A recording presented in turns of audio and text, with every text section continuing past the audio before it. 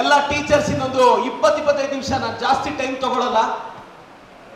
ನಾನು ಒಂದು ಟೀಚರ್ ಆಗಿ ಕೆಲವು ಲೈಫ್ ಲೆಸನ್ಸ್ ಹೇಳ್ಬಿಡ್ತೀನಿ ಸರ್. ಮೇಡಮ್, ಡಾಕ್ಟರ್ ಆಗಲು ಕೋರ್ಸ್ಗಳುಂಟಯ್ಯ, ಟೀಚರ್ಗಳಾಗಲು ಕೋರ್ಸ್ಗಳುಂಟಯ್ಯ, ಇಂಜಿನಿಯರ್ಗಳಾಗಲು ಕೋರ್ಸ್ಗಳುಂಟಯ್ಯ, ಬುದ್ಧ ಬಸವ ಗಾಂಧಿಯಾಗಲು ಯಾವ ಕೋರ್ಸ್ಗಳುಂಟಯ್ಯ, ನಿಮ್ಮೊಳಗಿರುವ ಫೋರ್ಸ್ ಬೇಕಯ್ಯ ಅಂತ.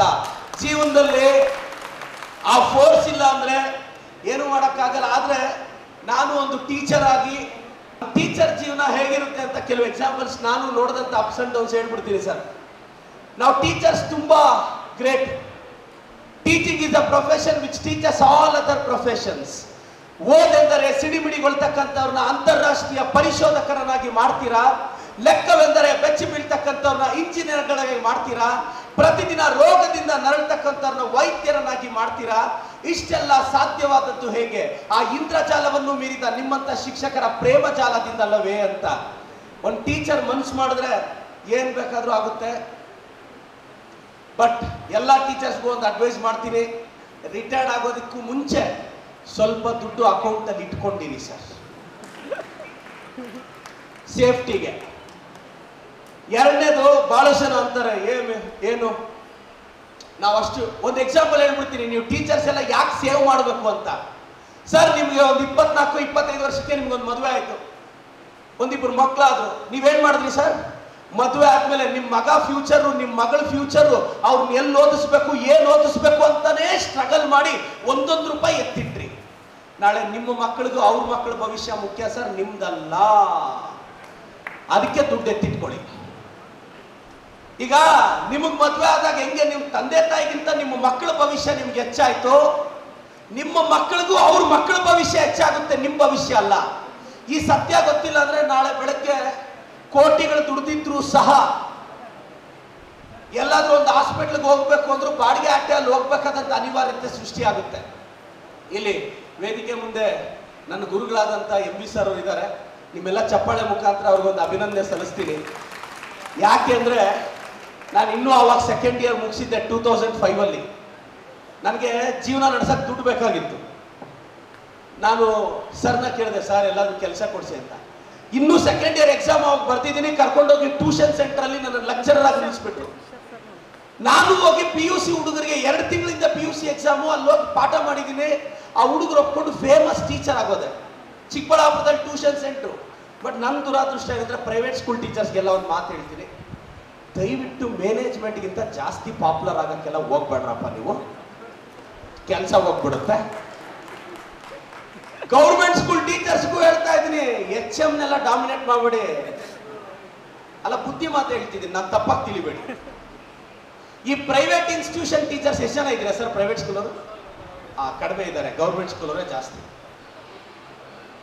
ಯಾಕಿದ್ ರಿಯಾಲಿಟಿ ಹೇಳ್ತಿದ್ದೀನಿ ಅಂದ್ರೆ, ನಾನು ಕಂಫರ್ಟ್ ಝೋನ್ ಅಲ್ಲಿ ಮಾತಾಡಲ್ಲ. ನಿರ್ಭೀತಿಯಿಂದ ಈ ಜನರೇಷನ್ನ ಸರ್ ಒಂದು 2-3 ಸತ್ಯಗಳು ನಾವೆಲ್ಲರೂ ಅರ್ಥ ಮಾಡ್ಕೋಬೇಕು ಸರ್. ಏನಾಗ್ತಿದೆ, ಈ ಜನರೇಷನ್ನ ಸರಿಯಾಗಿ ಮೋಟಿವೇಟ್ ಮಾಡಕ್ಕೆ ಬಹಳಷ್ಟು ಜನ ನಾವು ಫೇಲ್ ಆಗ್ತಿದೀವಿ. ಈ ಪ್ರಪಂಚದಲ್ಲಿ ನಾನು ಎಲ್ರಿಗೂ ಹೇಳ್ಕೊಡ್ತಾ ಇರ್ತೀನಿ, ನಾವು ಒಂದು ಮಗು ಬೆಳೆಯುವಾಗ ನಾವು ಹೇಳ್ಕೊಡೋ ಮೊದಲ ಸುಳ್ಳೆ ದುಡ್ಡು ಮುಖ್ಯ ಅಲ್ಲ. ನೀವು ದುಡಿತಾ ಇರೋದು, ನಾನು ದುಡಿತಾ ಇರೋದು, ನಿಮ್ ಫ್ಯಾಮಿಲಿ ದುಡಿತಾ ಇರೋದು 4 ಕಾಸು ಹಿಂದೆ ಹಾಕೊಂಡು ಚೆನ್ನಾಗಿ ಬದುಕೋಣ ಅಂತಾನೆ. ಆದ್ರೆ ಪಬ್ಲಿಕ್ ಲೈಫ್ ಬಂದಾಗ ನಾವೆಲ್ಲರೂ ಬಿಲ್ಡಪ್ ಕೊಡಕ್ ಸ್ಟಾರ್ಟ್ ಮಾಡ್ಬಿಡ್ತೀವಿ. ದುಡ್ಡು ಮುಖ್ಯ ಅಲ್ಲ, ರಿಯಾಲಿಟಿಗೆ ದೂರ ಬದುಕ್ತಿದೀವಿ. ಹೇಳಿ ಸರ್, ನಾನು ಒಂದೇ ಒಬ್ಬ ಹುಡುಗನ್ ಕೇಳಿದೆ, ಸರ್ ಏನಕ್ಕಪ್ಪ ಓದ್ತಿರೋದು? ದುಡ್ಗ ಸ್ಕೋಪ್ ಇದೆ ಅಂತ ಓದ್ತಿದ್ಯಾ? ಇಲ್ಲ ಸರ್, ದುಡ್ಡು ಆಗ್ಬೇಕು ಸರ್. ಒಂದು ಕೆಲಸ ಮಾಡಿ, ಹೋಗ ಬಸ್ ಸ್ಟ್ಯಾಂಡ್ ಅಲ್ಲಿ ಹೋಗಿ ಒಂದು ಮಸಾಲೆ ದೋಸೆ ತಗೊಂಡೆ. ತಗೊಂಡ್ಮೇಲೆ ನೋಡಿ ಸರ್, ನಂದು 10th 98%. ಹೋಟ್ಲೋನರ್ ಏನಂತಾನೆ, 20 ರೂಪಾಯಿ ಕೊಟ್ಟೋಗೋ ಅಂತಾನೆ. ಸರ್ PUC 99%, 20 ರೂಪಾಯಿ ಕೊಟ್ಟೋಗೋ ಅಂತಾನೆ. ನಾವೇನೇ ಆಗ್ತಿದೆ, ದಯವಿಟ್ಟು ಜನರೇಷನ್ ನಾವು ರೈಟ್ ಡೈರೆಕ್ಷನ್ ಅಲ್ಲಿ ಮೋಟಿವೇಟ್ ಮಾಡಬೇಕು. ಸರ್, ಒಳ್ಳೆಯವರು ದುಡ್ಡು ಮಾಡಲಿಲ್ಲ ಅಂದ್ರೆ ಕೆಟ್ಟವರು ದುಡ್ಡು ಮಾಡಿ ಅದು ಕೆಟ್ಟದಕ್ಕೆ ಬಳಸ್ತಾರೆ. ನೀವು ಒಳ್ಳೆ ಪ್ರಜೆಗಳನ್ನ ದುಡ್ಡು ಮಾಡಕ್ಕೆ ಪ್ರೇರೇಪಿಸ್ತಿಲ್ಲ.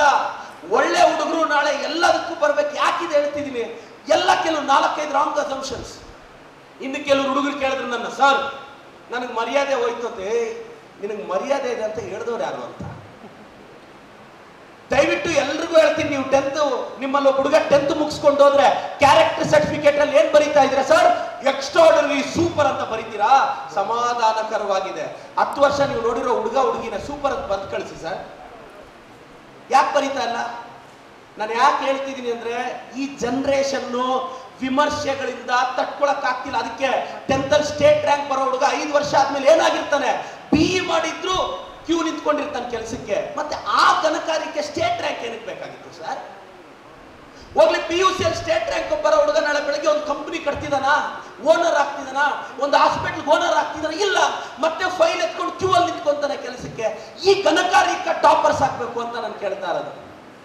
ನಾನು ಎಲ್ರಿಗೂ ಒಂದೇ, ನನ್ನ ಗೋಲ್ಡನ್ ಸೀಕ್ರೆಟ್ ಆಫ್ ಸಕ್ಸಸ್ ಹೇಳ್ತೀನಿ, ಲೈಫಲ್ಲಿ ಫಸ್ಟ್ ನಾವು ಅಸ್ಯೂಮ್ ಮಾಡ್ಕೋಬೇಕು, ನಾವೊಂದು ಫಾಲ್ಸ್ ಪ್ರಪಂಚದಲ್ಲಿ ಬದುಕ್ತಾ ಇದ್ದೀವಿ, ಇಲ್ಲಿ ಯಾರಿಗೂ ಮರ್ಯಾದೆ ಇರಲ್ಲ, ಇದೆ ಅಂತ ಅನ್ಕೊಂಡು ನಾವು ಡಿಸ್ಟರ್ಬ್ ಆಗ್ತಾ ಇದ್ದೀವಿ. ಅವಶ್ಯಕತೆ ಮತ್ತು ಅನಿವಾರ್ಯತೆ ಅನ್ನೋ ದಂಪತಿಗಳ ಸಂತಾನದ ಹೆಸರೇ ಸಂಬಂಧಗಳು. ಅವೆರಡೂ ಇದ್ದಾಗ ನಿನ್ನ ಯಾರು ಬೇಕಾದ್ರೂ ಇಷ್ಟಪಡ್ತಾರೆ, ಅವೆರಡೂ ಇಲ್ಲದೆ ಇದ್ದಾಗ ನಿಮ್ಮನ್ನ ಯಾರು ಇಷ್ಟಪಡಲ್ಲ.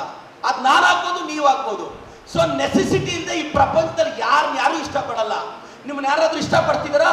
ನೆಸೆಸಿಟಿ. ನಿಮ್ಮನ್ನ ಯಾರಾದ್ರೂ ಬೈತಿದಾರಾ? ನೆಸೆಸಿಟಿ. ಸೊ ನಿಮ್ಮ ಸ್ಪೆಷಲಿ ಸರ್ ಒಂದು ಹೇಳ್ಕೊಡಿ, ಒಂದು 10 years ಲೈಫಲ್ಲಿ ವಿಮರ್ಶೆಗಳನ್ನ ಯಾವನ್ ತಟ್ಕೊಂತಾನೋ ಅವನೇ ಈ ಸಮಾಜದಲ್ಲಿ ಲೀಡರ್ ಆಗೋದು, ವಿನ್ನರ್ ಆಗೋದು, ಕಂಪನಿಗೆ ಓನರ್ ಆಗೋದು. ನಾವೆಲ್ಲರೂ ಏನ್ ಟ್ಯಾಲೆಂಟ್ ಇಂದ ಮೇಲ್ ಬಂದ್ವಾ? ಇಲ್ಲ, ಟ್ಯಾಲೆಂಟ್ ಇಂದನ, ಬ್ಯಾಕ್ ಗ್ರೌಂಡ್ ಇಂದನ, ದುಡ್ಡಿಂದನ. ನಾನು 18-20 ವರ್ಷದಿಂದ ನನ್ನ ತಂದೆ ತಾಯಿನ ಕಳ್ಕೊಂಡೆ. ನಾನೊಬ್ಬ ಅನಾಥ ಹುಡುಗ. ಒಂದು ಕೋಚಿಂಗ್ ಸೆಂಟರ್ ಕಟ್ಟಿದೆ. ಇವತ್ತು ಪರಿಶ್ರಮ ನೀಟ್ ಅಕಾಡೆಮಿ ತುಂಬಾ ದೊಡ್ಡ ಮಟ್ಟದಲ್ಲಿ ಯಶಸ್ಸಾಗಿದೆ. ಟ್ಯಾಲೆಂಟ್ ಇಂದನ ನನಗಿಂತ ಅದ್ಭುತವಾಗಿ ಪಾಠ ಮಾಡೋ 1000 ಜನ ಟೀಚರ್ಸ್ ಬೆಂಗಳೂರಲ್ಲಿದ್ದಾರೆ. ಯಾಕೆ ಅವ್ರ ಕೈಯಲ್ಲಿ ಕಂಪ್ನಿಗಳು ಕಟ್ಟಕ್ಕಾಗಲಿಲ್ಲ? ಪ್ರತಿ ಹೆಜ್ಜೆಯಲ್ಲೂ ಅಭದ್ರತೆ. ಏನಾಗುತ್ತೆ ಆದ್ರೆ ನನ್ನಂತ ಹುಡುಗರು ಏನಾಗುತ್ತೋ ಹೋಗ್ಲಿ, 10,000 ಇದ್ರೆ ಸಾಕು, ನನ್ನ ಹೆಂಡತಿ ಮಕ್ಕಳ ರಾಯಲ್ ಆಗಿ ಸಾಕ್ತೀನಿ ನಾನು.